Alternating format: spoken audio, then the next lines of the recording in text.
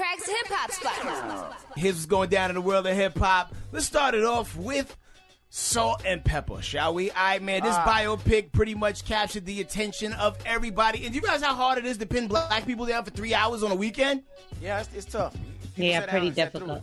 They did just that, man. It was the story of Salt-N-Pepa and kind of Spinderella, but not so much. More on that later, right? But, a lot of takeaways from the movie, like you learned, about the dynamic that formed the group.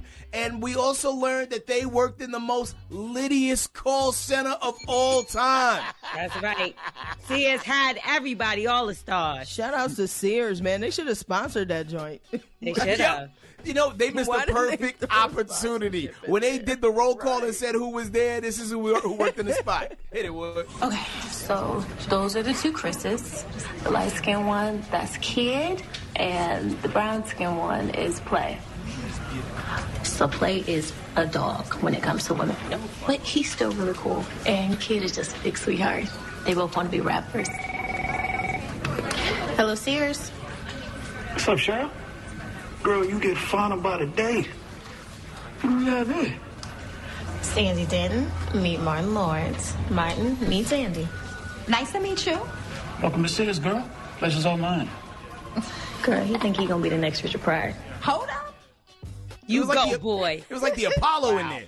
Everybody was in there. Kiki Shepard was there, too? I'm sure Kiki Shepard was probably like in the back doing something clerical. She was the boss.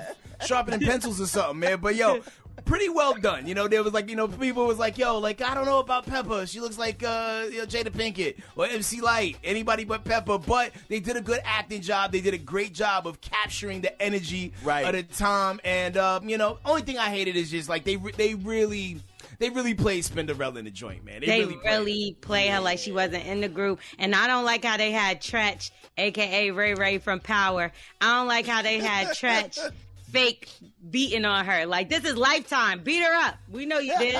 If you know nothing about Lifetime, you could tune in and watch some women getting snuffed. And, and that was... Why did they let him beat her up? Maybe they was trying to protect his legacy because they working on a Tretch movie. I have no idea. But if you missed it, be sure you check that out, man. I'm sure they're going to be running it back again. And you know what? To my surprise, one of my songs was actually in the Salt-N-Pepa biopic. Really? Yeah, during the scene when Salt went to go confront Peppa at the at Peppa's house when she was with Tretch. Like, there was a song I did for like a music library that was playing in the background. It was like, I needed to make a song that sounded like a Public Enemy record, and that joint made the cut. I was so like, you didn't know? Boy, got a check coming. I had no idea. Mailbox Boy, money got a check coming. Pick it up. They ain't giving him nothing. They ain't tell him about it. All right, moving on to another hip-hop news, man. Let's talk about this, man. So, Rick Ross, he was, a few years ago on a show called Signed. And, a bunch of people performed. And one of the notable singers was a girl by the name of Just Brittany, who sang over a Rick Ross instrumental. And, take a listen. Got me for the whole night. Baby, we gon' get it right. Oh, yeah. I don't like no weed. Your future bright, shorty, your future bright. The music was bright. By bright, he probably should have meant like, hey, you're going to see some headlights when you leave here because you got to go home. But no, he was really feeling her. But then when the other girl, this girl named Kia, she went up to sing and he played her. Listen.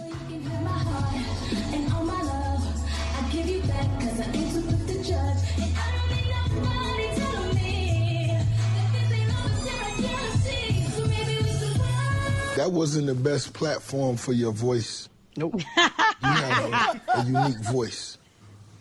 And Britt did sound better than yours.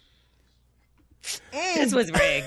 This was rigged because the Britney girl was his artist at some point or something like that. So I think this was just because it was rigged. Yeah, the other girl like completely smashed Britney, but everybody on the internet was just like, what the hell? But anyway, this isn't the best platform for your voice.